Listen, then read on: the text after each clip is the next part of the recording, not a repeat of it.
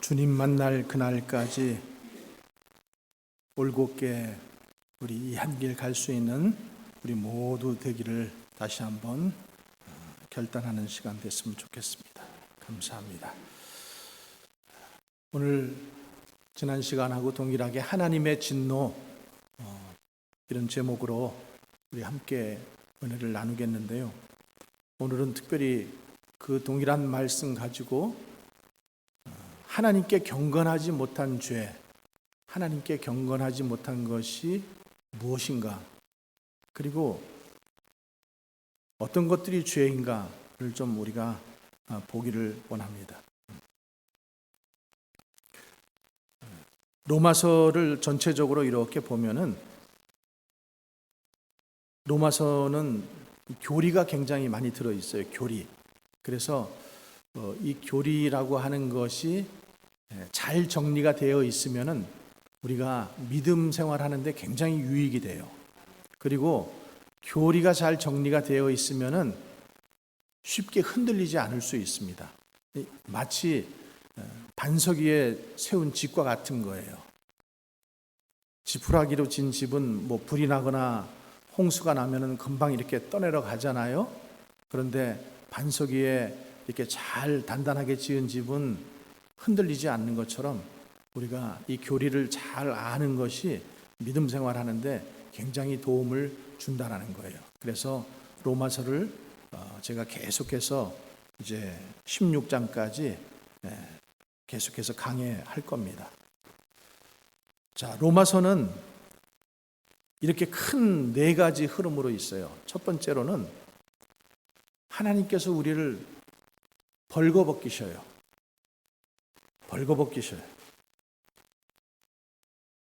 그러니까 우리의 현 주소를 알라, 우리의 실체를 알라, 지금 그렇게 이제 하기 위해서 우리를 벌거벗기시고, 두 번째로는 하나님께서 마치 아담과 하와가 죄를 짓고 난 다음에 나뭇잎을 이렇게 싸서 수치를 가렸던 것처럼 하나님께서 양을 잡아서 양 가죽으로 옷을 해서 입히잖아요. 그것처럼 의의 옷을 입혀주신다는 거예요.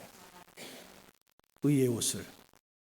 그리고 세 번째로는 성령의 사람이 되게 하시고, 그리고 마지막에는 우리를 그의 제단에 거룩한 제물이 되게 하신다.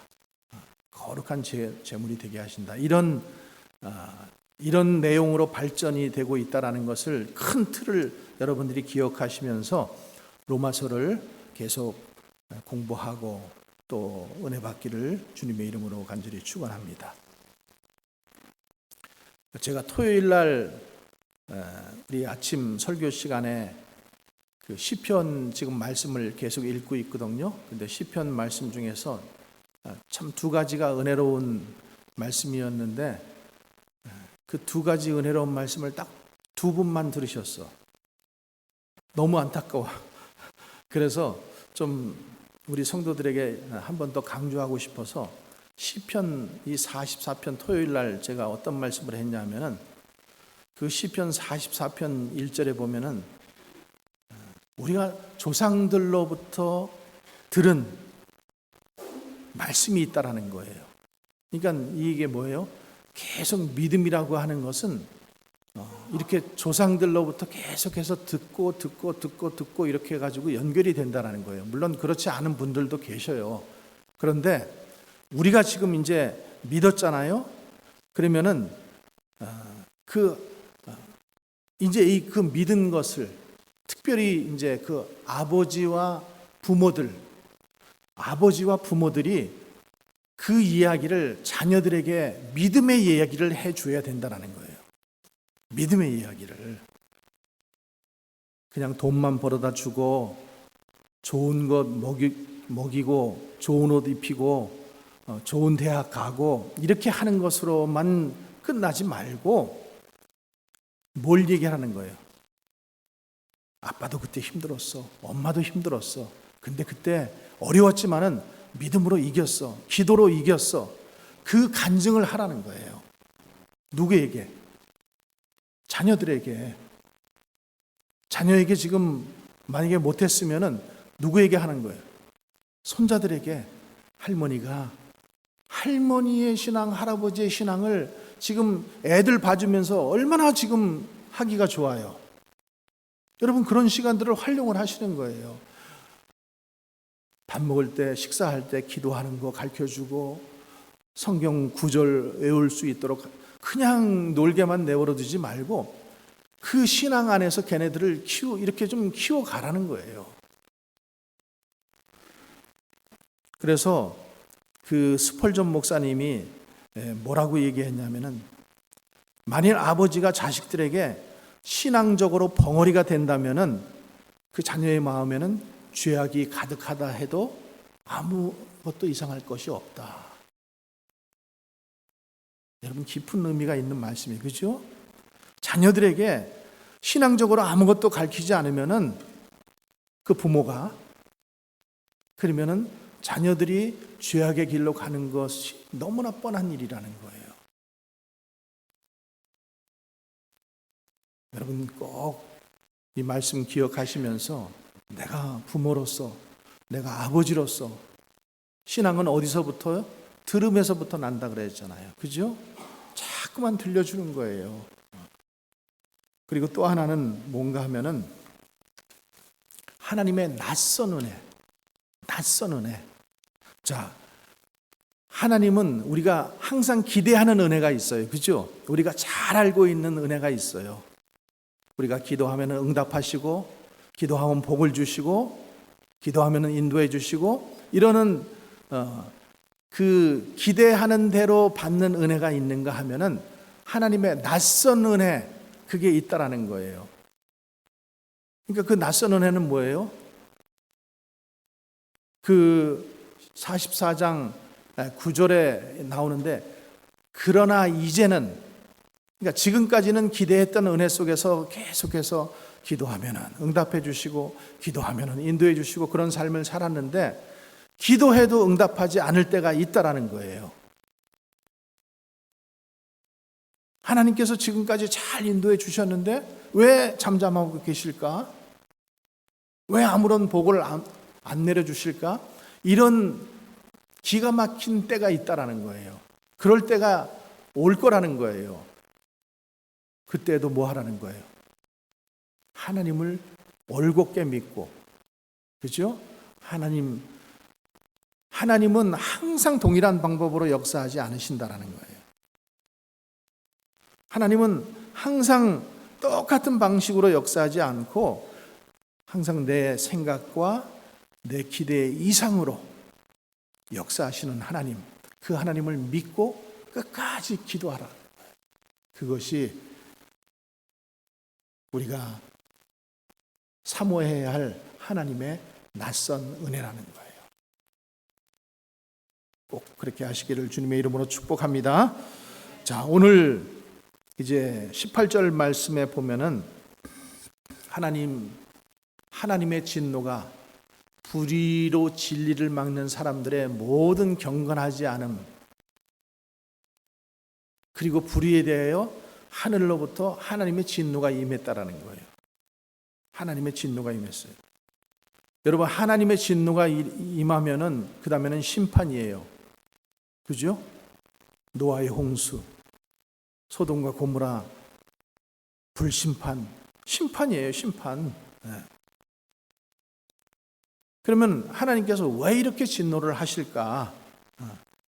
도대체 인간이 무엇을 했길래 하나님이 이렇게 진노를 하시는 것일까? 하나님 편에서 이렇게 말씀하시죠. 너희가 얼마나 악하면은 내가 이렇게 진노하겠는가? 똑똑히 봐라. 이러면서 우리 몸에 걸치고 있는 모든 옷을 다 벗기시는 거예요. 여러분, 우리가 병원에 가면은 간호사가 뭐라 그래요? 옷 벗고 진료실로 오세요. 이렇게 상큼하게 얘기를 하지만은 옷 벗기 싫잖아요. 그러면은 그 옷, 그 속옷까지도 벗으세요. 그러면 어때요? 찝찝하지만 가지요. 왜 그래요? 진찰을 받아야 되니까. 진찰을 받아야 되니까. 내 몸에 무슨 병이 있는지 세밀하게 찾아야 되니까. 이런 것처럼 우리 속에 숨어 있는 병을 찾아내기 위해서 우리가 옷을 벗어야 하는 것처럼 하나님께서도 우리의 죄악을 알게 하시기 위해서 우리를 발가벗기신다는 거예요. 그래서 오늘 우리가 함께 읽었던 이 본문은 하나님께서 우리를 발가벗기시는 거예요. 그러면서 뭐라 그랬냐 하면은 너희의 본래의 모습이 무엇인지 좀 똑바로 알아라 이거예요. 너희들은 맨날 같이 입버릇처럼 우리는 죄인입니다. 주여 나는 죄인입니다. 고백하지만은 정말로 얼마나 죄인인가를 너희는 모르고 있다라는 거예요. 여러분 우리 스스로 그렇게 생각하지 않나요? 그래도 나는 저 사람보다는 깨끗해. 저 사람보다는 그래도 내가 죄를 안 짓고 살았어. 나는 이렇게 가끔 교회도 나오잖아. 봉사도 하잖아. 헌금도 하잖아. 아이, 그 세상에 있는 누구보다는 그래도 내가 낫지. 이렇게 생각을 한단 말이에요. 근데 다른 사람 말고 나 스스로가 얼마나 죄인인가. 정말로 현미경으로 우리 죄를 갖다 들여다보는 것처럼 이렇게 자세하게 자기 자신에 대해서 알고 있는 사람이 얼마나 될까요? 그래서 자기 자신에 대해서 정확하게 아는 것이 우리가 하나님 앞으로 더욱 바짝 가게 된다라는 거예요. 자, 오늘 18절 말씀에 하나님의 진노를 피할 수 없는 죄 중에서 가장 먼저 나오는 것이 뭐냐 하면은 경건하지 않는 거예요. 경건하지 않는. 불경건한 것. 여러분, 경건하다라는 것은 하나님을 경외하고 사랑하는 마음이 경건이에요. 하나님을 어떻게 하는 거예요? 경외하고 사랑하는 마음. 근데 하나님을 사랑하지 않는 거예요. 하나님을 경외하지 않는 거예요. 그래서 저 두 번째 줄에 보면은 뭐라고 되어 있어요? 이 경건하지 않음, 불경건을 godlessness 이렇게 되어 있죠. God, 우리 잘 아는 거 하나님. less는 뭐예요? 없다라는 거거든요. 하나님이 없다라는 거예요. 하나님이 없는 것처럼 사는 거예요. 그러니까 시편 53편에서도 이렇게 말씀하고 있어요. 어리석은 자는 그 마음에 이르기를 하나님이 없다 하는도다. 하나님이 없다고 하는 자, 하나님을 사랑하지 않는 자, 하나님을 없는 것 같이 살아가는 자는 시편 말씀에 보면 뭐라고요? 어리석은 자다. 어리석은 자. 그 자가 바로 누구라는 거예요?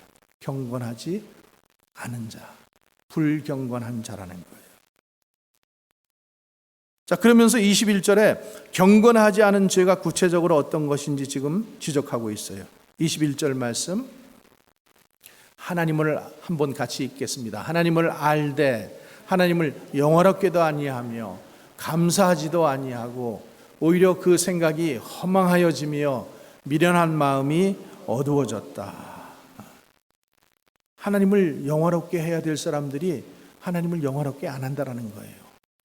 하나님께 감사해야 될 사람들이 하나님께 감사하지도 않는 거예요. 그리고 등을 돌리는 거예요. 그게 뭐라는 거예요?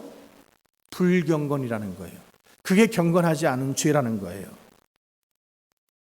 그러니까 경건하지 않는 죄, 불경건의 죄는 뭔가 하나님을 우습게 하는 거예요. 이 죄가 특별히 고약한 까닭은 하나님을 알면서도 모른 척 했다라는 거예요. 여러분, 우리가 가령 예를 들어서 제가 어디 백화점을 갔는데 성도님들을 만났어. 내가 모른 척하고 그냥 지나가. 그러면은 괘씸하네.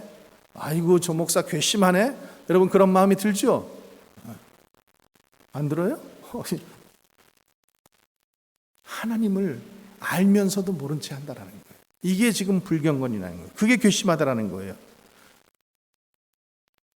우리가 상식적으로 모르고 짓는 죄는 알고 짓는 죄에 비해서 좀 죄값이 조금은 그래도 좀 수월한 것 같아요. 예수님께서도 이런 말씀을 하셨어요. 누가복음에 주인의 뜻을 알고도 예비치 아니하고 그 뜻대로 행치 아니하는 종은 많이 맞을 것이요. 뜻대로 알면서도 안 한 자는 많이 맞을 것이요. 알지 못하고 맞을 일을 행한 자는 적게 맞으리라. 알면서도 내가 하지 않은 것 하나님께서 더 큰 죄로, 고약한 죄로 보시겠다라는 거예요. 그러니까 우리가 차라리 하나님을 잘 몰라서 그분을 영원롭게 하지 않았다면은 하나님이 오히려 우리를 불쌍히 여기실지 몰라요. 그런데 알면서도 하나님을 모른 채 하니까 그게 고약한 죄가 되고 하나님을 진노하게 한다라는 거예요. 자, 그렇다면은 우리가 여기서 질문 하나 할게요. 사람은 정말 하나님을 알까? 그러면 하나님 그냥 모르고 사는 게, 안 믿고 사는 게 더 편하지 않을까? 이렇게 생각할 사람도 있어요. 그래서 이 주제를 놓고 많은 시간 동안 신학자들이 논쟁을 했어요. 근데 뭐라고 얘기했냐면은 칼 바르타라는 사람이 이렇게 얘기했어요. 인간은 워낙 그 마음이 타락하고 썩었기 때문에 하나님을 알려고 해도 알 수가 없다. 근데 또 브루너라는 학자는 이렇게 얘기했어요. 인간이 아무리 부패했다 할지라도 하나님을 아는 지식이 그 마음에 있다. 어느 게 맞는 것 같아요? 신학자들의 말을 우리가 귀를 기울이고 듣는 거 중요하죠. 그런데 무엇보다도 중요한 것은 하나님의 말씀, 그죠? 성경에 뭐라고 말씀하는지를 우리가 주목해서 볼 필요가 있잖아요. 사람의 말이 중요한 게 아니에요. 내 마음에 그 말이 맞는다 이래서 그걸 따르는 게 중요한 게 아니라 하나님은 뭐라고 말하는가, 하나님께서는 뭐라고 말씀하시는가, 성경은 뭐라고 얘기하고 있는가. 자, 19절 말씀 한번 같이 읽어봅니다. 이는 하나님을 알만한 것이 그들 속에 보임이라. 하나님께서 이를 그들에게 보이셨느니라. 자, 인간에게는 본능적으로 하나님을 아는 지식이 있다는 거예요. 하나님께서 사람을 만드실 때에 그냥 그렇게 심어 놓으셨다라는 거예요. 그래서 파스칼이라는 수학자 겸 신학자가 뭐라고 얘기했냐면은 모든 인간의 마음 중심에는 하나님이 만들어 두신 빈 공간이 있다. 그 빈 공간은 피조 세계의 어떤 것으로도 채워질 수 없고 오직 예수 그리스도를 통해서 알려주신 창조주 하나님께서만 채울 수 있다. 그래서 하나님을 알지 못하는 인간은 하나도 없다라는 거예요. 아무리 문명 혜택을 못 받고 저 아프리카 오지 미개한 곳에 가 봐도 거기에도 다 신이 있어요.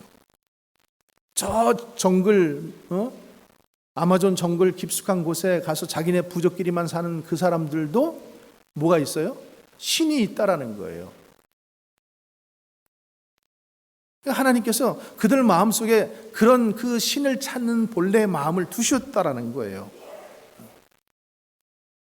여러분, 어린아이는 태어나면은 본능적으로 자기 엄마 아빠를 찾잖아요. 그죠? 내가 너희 엄마야 아빠야 얘기 안 해줘도 본능적으로 찾는단 말이에요. 그것처럼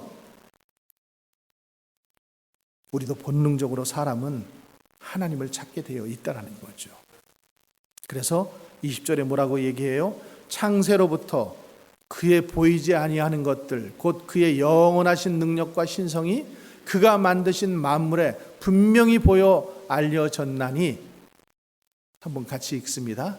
그러므로 그들이 핑계하지 못할지니라.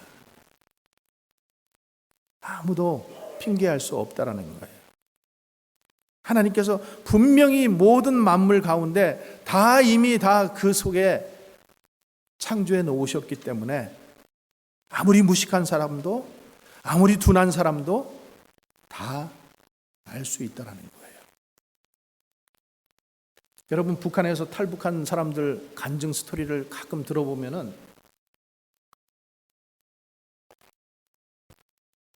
물론 그들이 자기 조상으로부터, 부모님으로부터 하나님에 대해서 알고 있는 사람도 있지만은 전혀 알지 못하는 사람들도 있어요. 그런데 그런 정치범 그 수용소에 끌려가서 정말로 모진 고통을 받으면서 그 뚫어진 지붕 사이로 그 하늘을 바라보면서, 거기에 별을 바라보면서, 달을 바라보면서 하나님이 만약에 계시다면은 나를 좀 이곳에서 꺼내 주세요. 내가 더 이상 정말로 여기서 이 죽을 수밖에 없는 환경 속에 있습니다. 이러면서 하나님을 찾는다라는 거예요.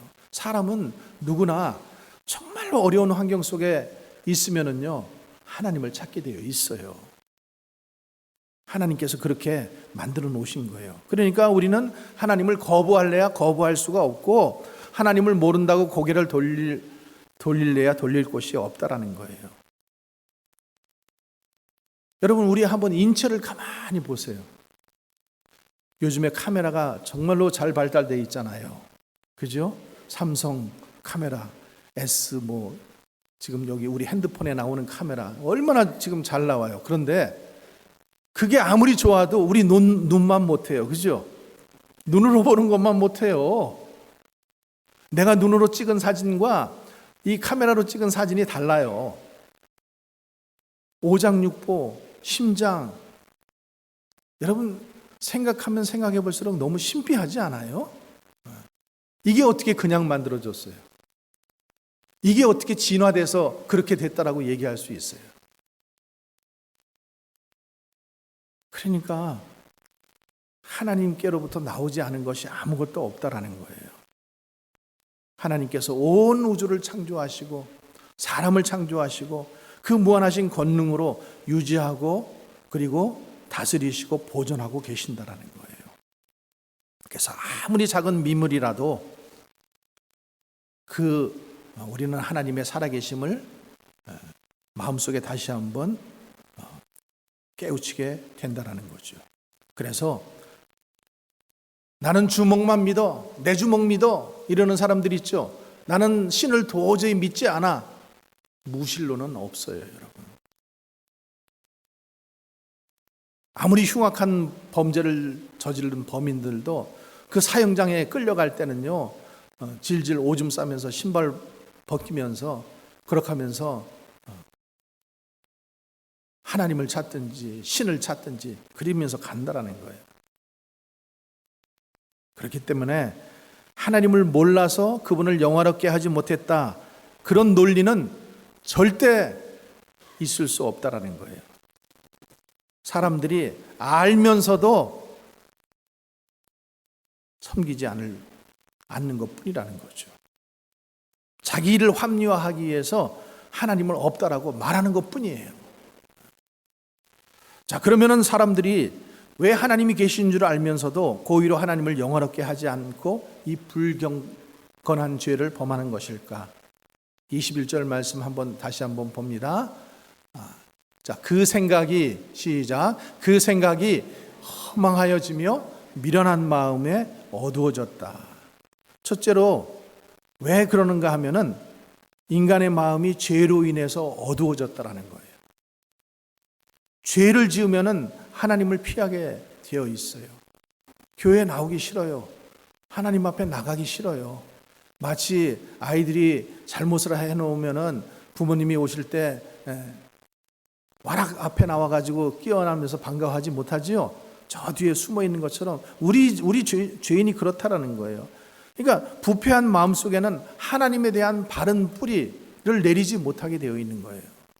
잡초가 무성하게 있는 것처럼. 그래서 하나님을 알기는 알지만 그분을 영화롭게는 하지 않고 있다라는 거예요. 또 다른 이유는 뭐라 그랬어요? 22절에 보면은 22절 스스로 지혜 있다 한다라는 거예요. 스스로 지혜 있다 한다. 여러분, 지혜가 뭐예요? 지혜는 하나님을 두려워하고 순종하는 게 지혜예요. 믿으십니까? 하나님을 두려워하고 순종하는 게 지혜예요. 그래서 사람들이 자기가 스스로 지혜 있다 한다는 거예요.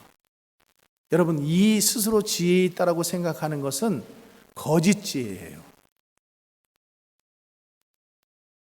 인간의 그 거짓 지혜로는 절대 하나님을 두려워하지 않습니다. 그러니까 어때요?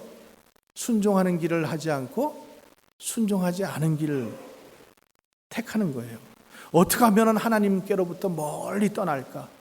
어떻게 하면 그 간섭으로부터 내가 멀리 떠나 살까? 어떻게 하면 마음대로 살까? 우리 자녀들 중에 그런 아이들 있죠? 부모 간섭 피해서 멀리 살아. 그 마음이, 그 본심이 뭐예요? 이 지금 죄된 마음이라는 거예요. 죄된 마음. 부모로부터 멀리 떠나서 내가 이제는 내 마음대로 살고 싶다. 간섭 안 받고. 이게 인간의 지혜라는 거예요. 근데 스스로 지혜 있다라고 생각하는 자들이 찾는 게 뭐냐면은 우상이라는 거예요. 우상. 그래서 23절 썩어지지 아니하는 하나님의 영광을 썩어질 사람과 새와 짐승과 기어다니는 동물 모양의 우상으로 바꾸었느니라.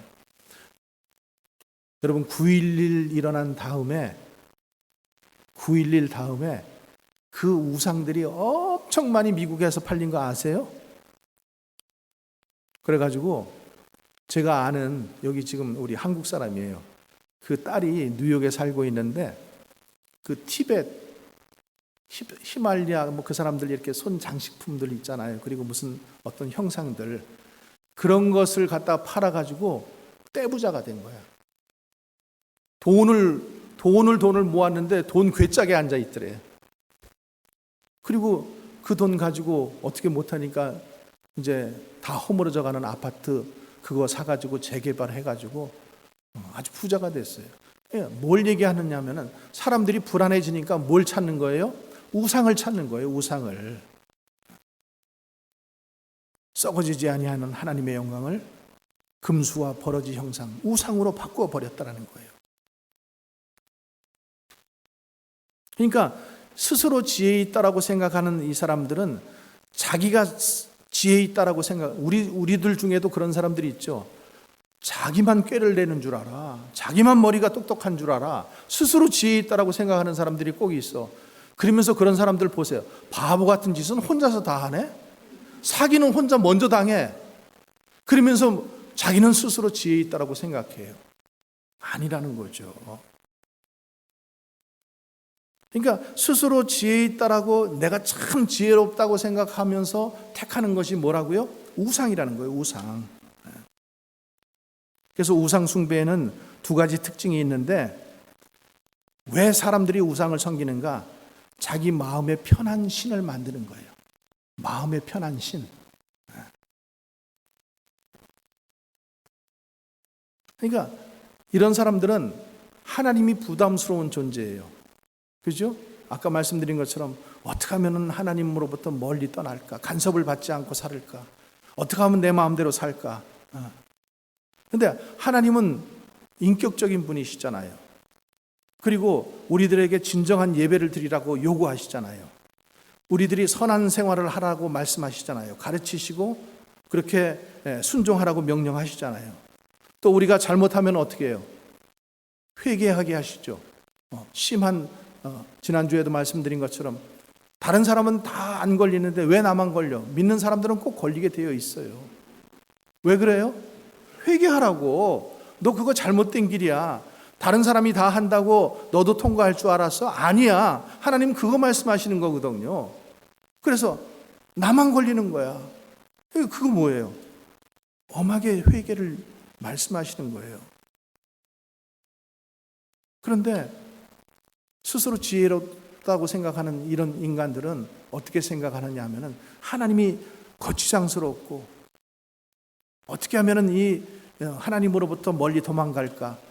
다른 길은 없을까? 그래서 도피처로 찾는 게 뭐라고요? 우상 숭배라는 거예요. 우상 숭배. 그러니까 하나님은 인격적인 신이라 그랬잖아요. 그런데 우상은 비인격적인 신이에요. 여러분, 그건 뭘 얘기하는 거예요? 하나님은 우리에게 계속 우리가 교제를 하기를 원하시잖아요. 오늘 예배 자리에 나오게 하시고, 기도의 자리에 나오게 하시고, 찬양을 드리게 하시고, 이렇게 지금 하나님은 우리에게 요구하시는데 우상은 전혀 요구하는 게 없어요. 그러니까 마음이 너무 편하죠. 그죠? 여러분, 불상 앞에서 통곡하고 회개하는 사람 봤어요? 없어요. 그 불상 앞에 가서는 그냥 절하는 것 뿐이에요. 108번을 절을 하면은 내 마음을 들어주실까 해가지고 108번 엎드려서 절하는 거예요. 그래서 인간의 본성은 천성적으로 하나님을 부담스럽게 여기고 멀리하기를 원한다라는 거예요. 그래서 그 멀리하기를 원해서 자기들이 스스로 찾는 게 우상이다. 성경에도 그런 내용들이 많이 나와 있죠. 우리 고대인들은 그래서 우상을 많이 만들었어요. 특별히 형상. 이집트에서, 여러분, 이집트의 그 10가지 재앙 나오죠? 그 10가지 재앙이 다 뭔지 아세요? 그들이 섬기는 신이에요. 개구리도 그들이 섬겼고, 메뚜기도 그들이 섬겼고. 왜? 농사만 지어놓으면 메뚜기들이 다 와서 먹으니까 어떻게 돼? 메뚜기들을 신으로 섬기고 달래는 거예요. 지금도 아프리카의 어떤 마을 보면은요, 뱀을 섬기는 그런 마을이 있어요. 왜? 뱀에게 물려 죽는 사람이 너무 많으니까 뱀을 신으로 섬기는 거야. 근데 옛날 사람들은 이렇게 형상을 만들어서 자기 우상을 만드는 거에 비하면은 현대인들은 어떻게 돼요? 형상이 없는 우상을 만들어요. 보이지 않는 우상. 자기가 섬기기에 편리한 우상을 만든다라는 거예요. 자, 두 번째로는 우상 숭배 안에서 감추어진 이 본질상 특징이 있는데, 그것이 뭐냐면은 마음의 정욕을 충족시키기 위해서 그렇게 한다라는 거예요. 자, 24절 말씀 한번 봅니다. 그러므로 하나님께서 저희를 마음의 정욕대로 더러움에 내어버려 두사. 이 정욕은 쾌락을 추구하게 만드는 거예요. 정욕은 금지된 쾌락을 좋아하게 하는 특성이 있어요. 여러분, 우리가 여기 점원 처치에 가다 보면은 힌두교 사원이 하나 있어요. 제가 여러 번 여러분들에게 말씀드리지만은 이 힌두교에서는요, 힌두교 종교에서는 인간이 가지고 있는 쾌락을 좋게 생각하는 거예요. 그것을 섬겨요. 근데 하나님은 우리 말씀에 뭐라고 해요? 하나님께서 하지 말라고 하는 것이 있잖아요. 하라 그리는 것이 있고. 근데 우리가 죄인인 것을 어떻게 알 수 있냐면은 하라고 그리는 것은 하기 싫어. 하지 말라고 그리는 것은 꼭 한번 해보고 싶어. 애들 보면은 그런 거 안 느껴요? 이거 뜨거우니까 손 대지 마라. 근데 꼭 손을 대봐, 손을. 하지 말라고 하는 것은 하지 말아야 되는데, 하나님이 하지 말라고 한 것에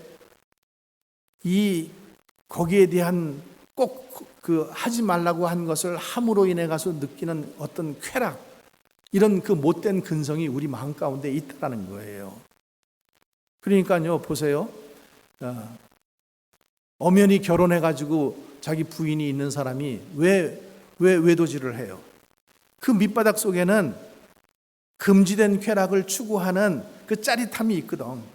아슬아슬한 그 관계 속에서 내가 다른 여자와 그 잠자리를 함으로 인해 가지고 느끼는 그 쾌감이 있거든. 그거를 느끼려고 하는 거예요. 그래서 그 말씀에도 그렇게 돼 있잖아요. 저희 몸을 서로 욕되게 하였느니라. 끌리긴 뭐가 끌려? 자기 정욕이 끌리는 거지. 자기 부인 두고 왜?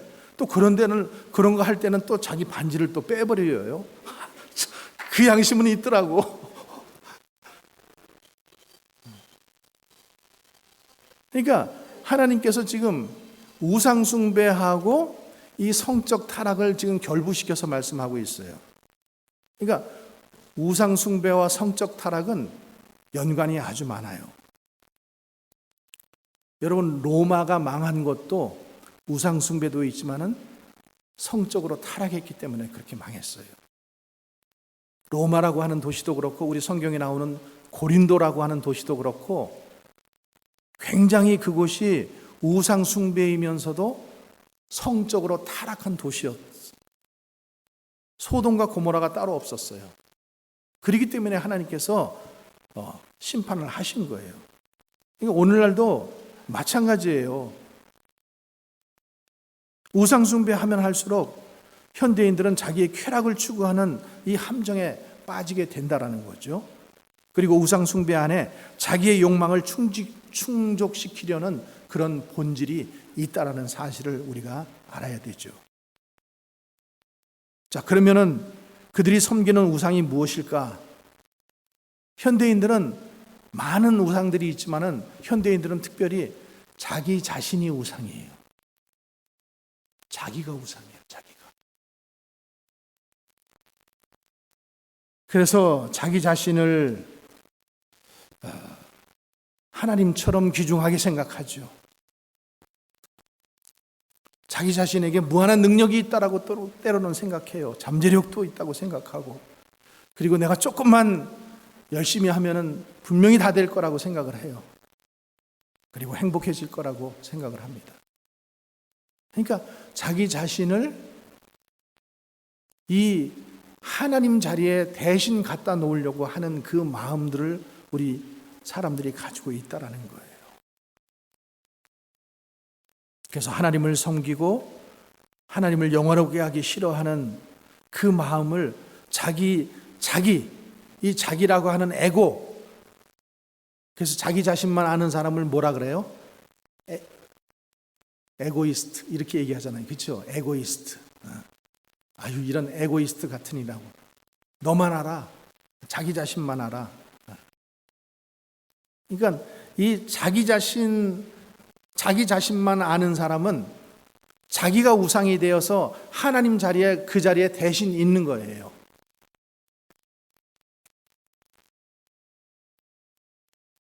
그래서 하나님의 영광을 다른 것과 바꿔치기 했다라는 이 말이에요. 금수와 버러지의 형상으로 우상으로 바꾸었느니라. 그러면서 25절에 이는 저희가 하나님의 진리를 거짓 것으로 바꾸었다. 진리는 뭐예요? 변하지 않는 게 진리거든요. 근데 거짓 것으로 바꾸는 거예요.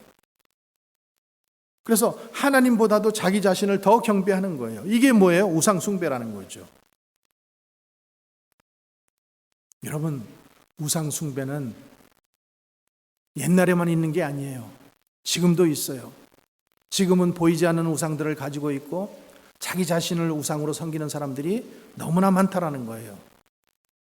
그래서 우리 믿음의 선조들은 여러분 다니엘서 한번 보세요. 다니엘서에 보면은 사드락, 메삭, 아벳느고 3명의 그 친구들이 나오잖아요. 그 사람들이 그 바벨론의 큰 우상 앞에 절하라고 했는데 절하지 않죠. 그러면서 왕 앞에 어떻게 고백해요?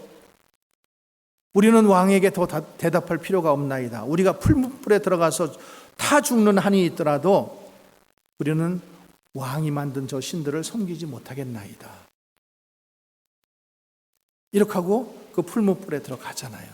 하나님께서 그들을 어떻게 돼요? 살려내잖아요. 그러니까 오늘 우리가 이 말씀 앞에서 우리의 그 예수 믿기 전에 우리의 모습이 어떠했는지를 먼저 보라는 거예요. 만일 우리가 예수님을 지금 믿지 않고 살면은 우리가 어떤 사람이 되었을까?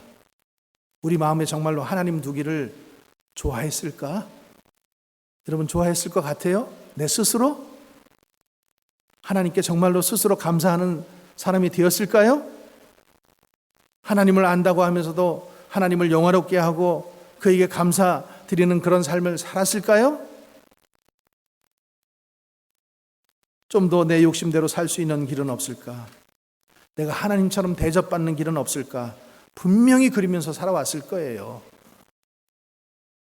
따라서 우리 자신을 하나님 자리에 앉혀놓고 자기만을 위해 사는 우상 숭배자가 되어서 살아왔을 것이 뻔한 거죠.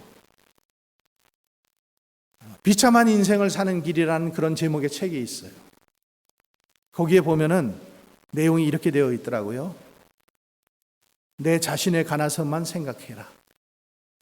내 자신에 관해서만 얘기해라. 가능한 한 나라는 말만 사용해라. 칭찬받기를 기대하라. 지나치도록 나 자신을 사랑하라.